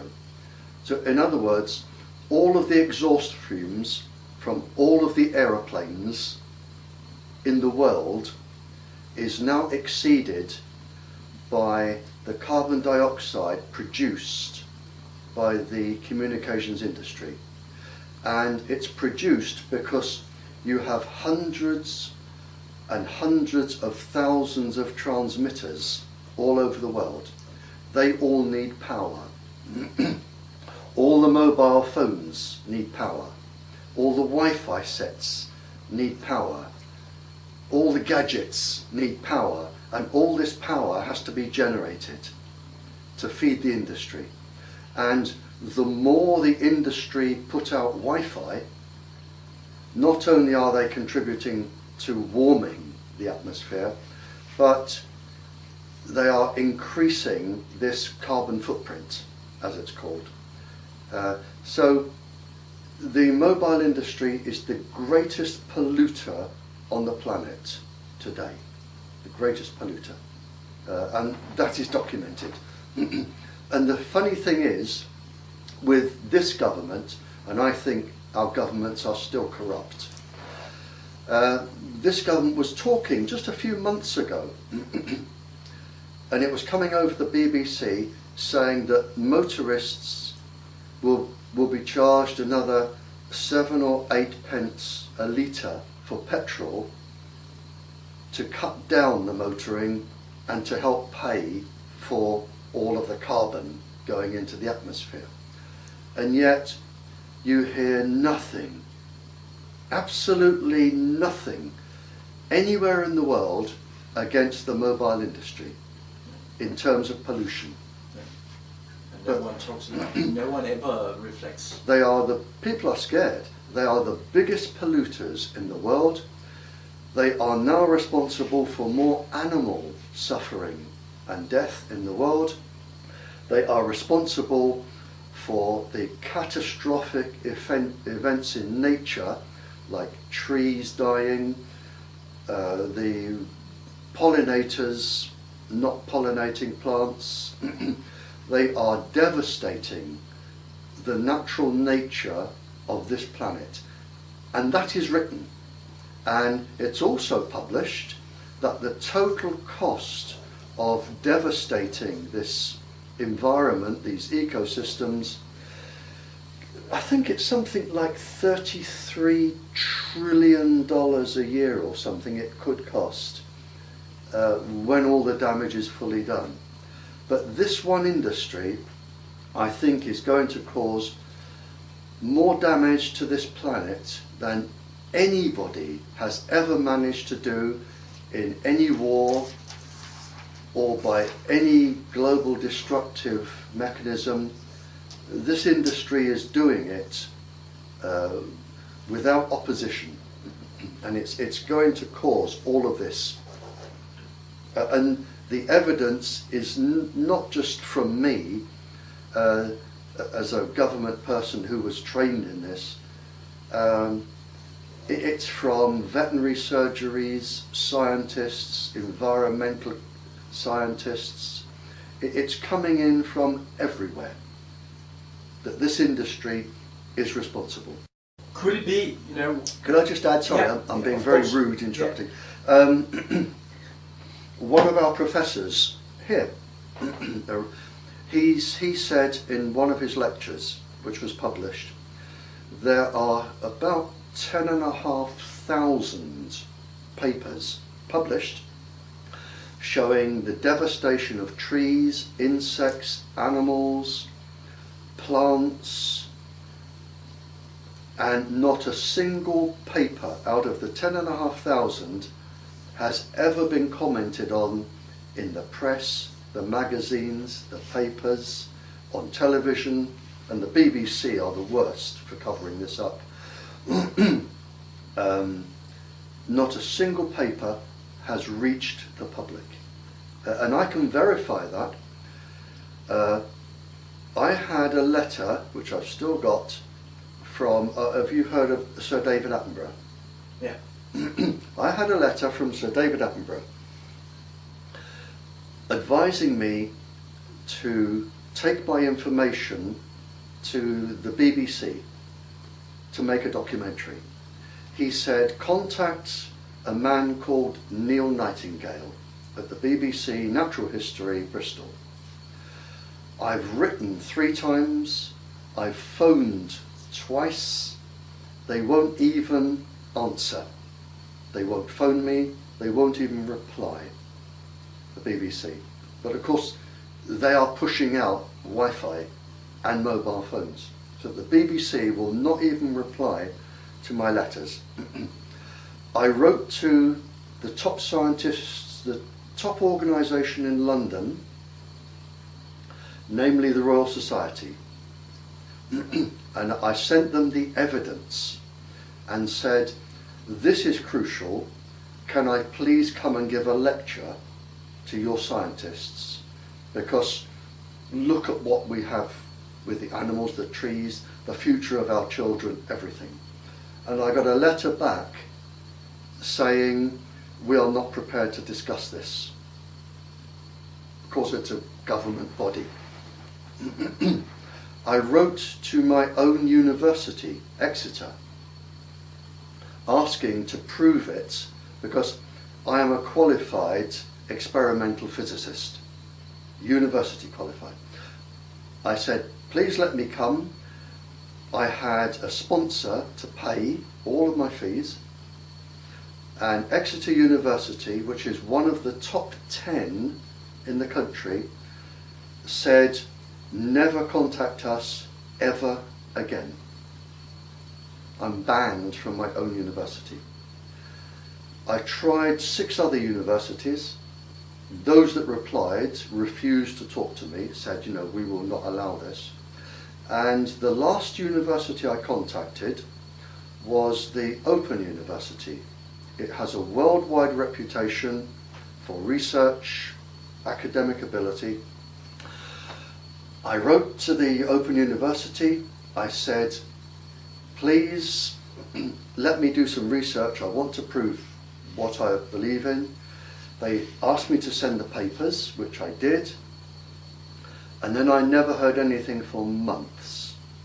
And I rang up and I spoke to a Dr. Jamie Hall of the biophysical laboratories. And he said, we can't have you to do your research here. And I said, well, why? I'm qualified, I have the funding, what's stopping me? And he said, your work is too political. In other words, no university, none that I've approached, even my own university, will go up against the government. It is too political. So you can't do the research to prove, not in this country, to prove what is going on. And even if you did it in a private institution, they would never say that it was good enough. No, but I mean, I have 2 university degrees and a diploma. I'm well qualified to do this. A multi-millionaire in this country said, I will cover all the costs. I had a blank check, but they wouldn't do it. It's too political. And this is where we are. We have a government that controls what the universities say. And I think that is a very sad state in the world. And I know it happens in some of the universities in America, and I know it happens in, I think it's a Scandinavian university, where people are either sacked or told not to research this. Yeah, in Karolinska, in Stockholm, That's Ole it, Johansson, he got the message that either he leaves or he shuts up. And they have moved him around. He's sitting in almost a little box now, and he cannot do anything because he doesn't get any funding. There was a professor of experimental medicine in America who I've spoken to, and he rang me one night and he said, be careful, Barry. He said, I have just lost my entire research department and from that university, speaking out against the mobile industry. And he got a job with another university, but overnight they shut him down, overnight. Yeah, we also saw that with Professor Santoni in France with the mobile towers. And I have, you know, Professor Mile from Germany, he talks about free energy and scalar waves and all this. But I did an interview with him last year, or actually I let him talk because, you know, he's in all this physics and I'm not in physics, so I couldn't really say anything intelligent. But he said, I won't talk about the mobile phone industry, but he talked half an hour, and when that comes out together with this, you know, but Barry, I remember when I go to Copenhagen, I hate being in the big cities actually. I prefer countryside with nature and animals and so on. But, you know, normally I get tired. And I also get very warm. Could that be due to the heavy CO2, so that there's actually not enough oxygen? So therefore you get exactly tired, and you get more and more apathetic and lazy. And well, it could be due to the CO2. It could also be due that maybe you are becoming sensitive to microwaves. Not really. But you wouldn't know if you're becoming sensitive. No. There is no way for you to know. Unless you go somewhere where there are no microwaves and you recover, you wouldn't know, and this is one of the problems. Yeah, but I stay normally in places where there are no microwaves. Oh, then you're okay. Yeah. Then you're okay. And I stay with the computer sometimes 15 hours a day without problems. But I mean, carbon dioxide, carbon monoxide poisoning, yes. Yeah. Certainly. So that's exactly what's happening. And people are becoming so, you know, it's sad for me because I say, we need to do this, and they say, oh, you tell us what we need to do, and people go into resistance. I try to free them from this, but that's what's happening. too much CO2 from the wireless. But what I can't understand is why these people have so much power. I mean, people in government must now realise what is going on. We have kings, queens, the people I've spoken to, they all realise what is going on. The people themselves realise what is going on. Yeah. When I was in court once trying to argue against the Tetra, and at that time there were some 90 other places in this country fighting Tetra. You know, so people know what's going on, they know the harm, but nobody is able to do anything, and that's what confuses me. Yeah, but it's really, I've been through all that too. What I see this as, when people become so influenced from these technologies and lose their energy, their vital energy, they become automatically fearful. And being in fear, they cannot take action. And then again, they are all dependent now on income, 2 incomes, because the houses have got bigger and bigger and bigger, and the cars, because people have got more materialistic. So now they're so dependent. And in times where we have recession or depression or whatever, the ones controlling, they have the power because the other ones are afraid of being sacked. Yeah. Because, you know, by all the letters I've written and DVDs I have sent, I would have a very bad taste in my mouth if I were the receivers of that, because how can you resist this and say it's about children, it's about coming generation, they just do this because they need their money. But it's not just, I mean, when I spoke earlier of the birth defects and the genetic defects in children, it is the birth defect and genetic defect of every living thing. We're talking in the oceans, plant life, trees, animals, even slime mold in the soil.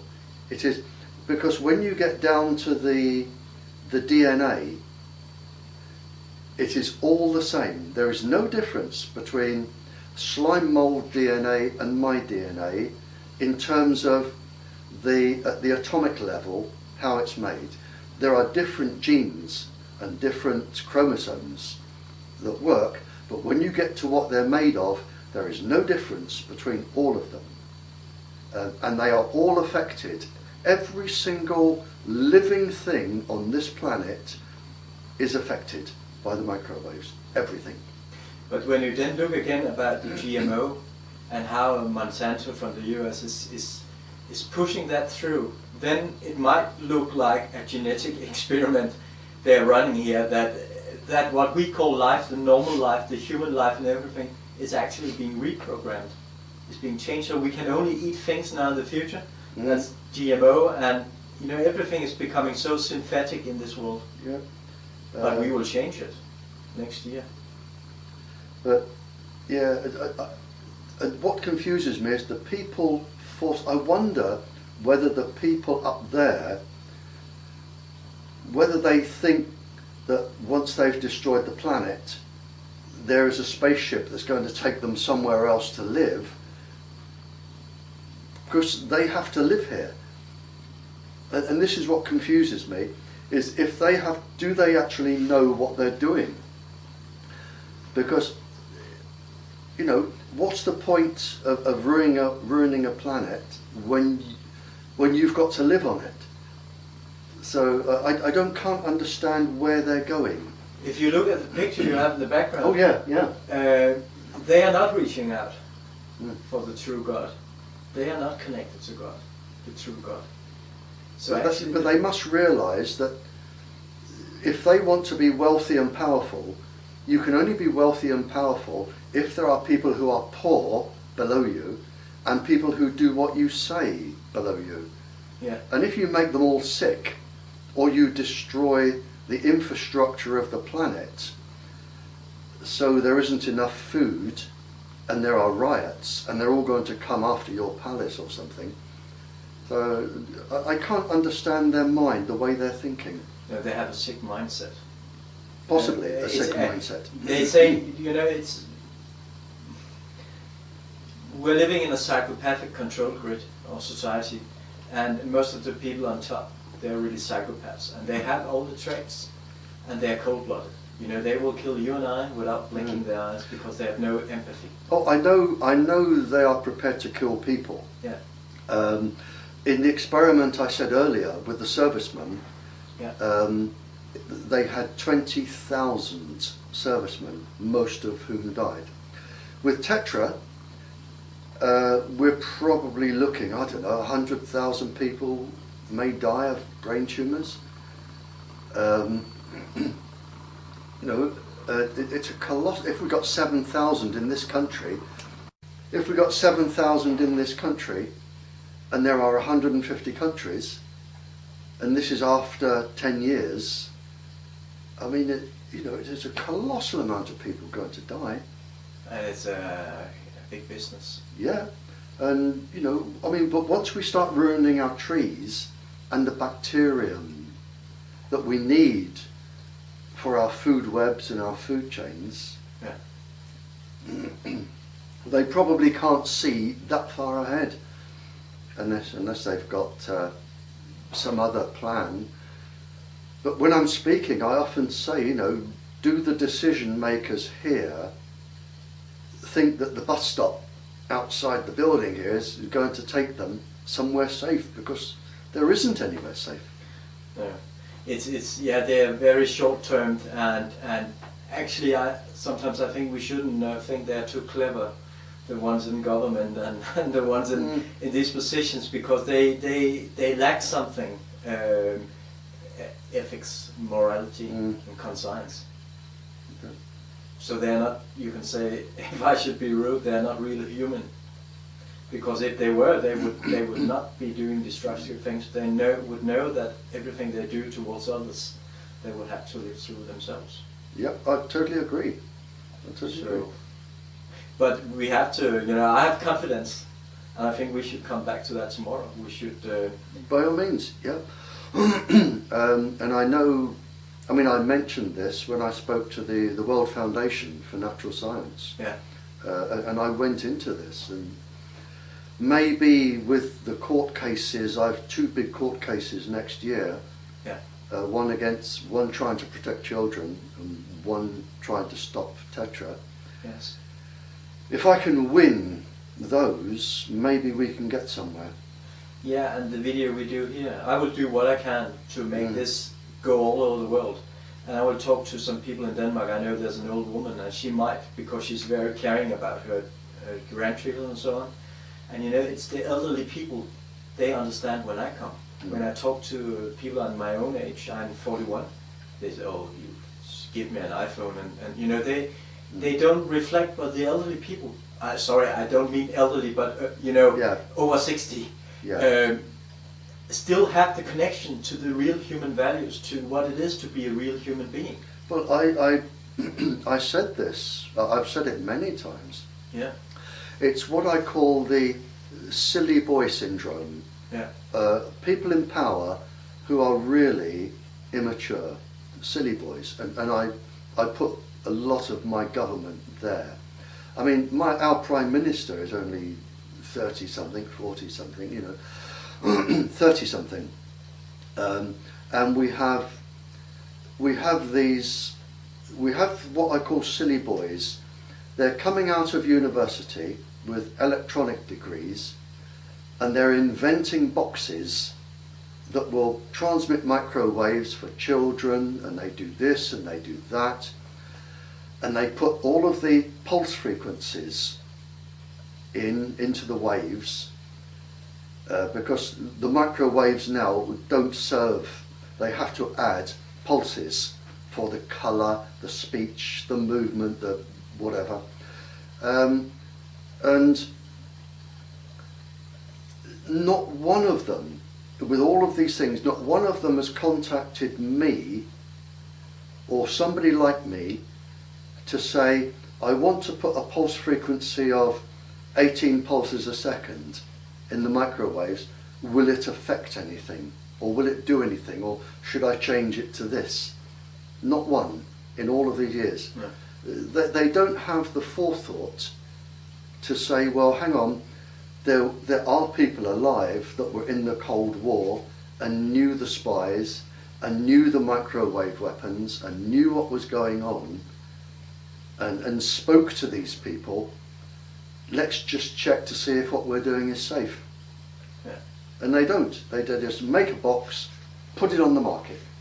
And then again I ask, because when you look at how fast all the new technologies come, you can hardly buy a device, the next day there's a new one. And I just say there must be someone guiding this development, so-called development, because it's so extreme what comes. So there must be a script in the background saying we need to develop this and this and this, because we need to implement that payment in the future is by the mobile phone, and it's all implemented. Bus card, you use a mobile phone, that's in Denmark. They are implementing everything, so soon we will not be able to use cash, only mobile phone, so I will be forced to have a mobile phone or don't buy anything. So I prefer the last thing. But I don't have a mobile phone. Yeah.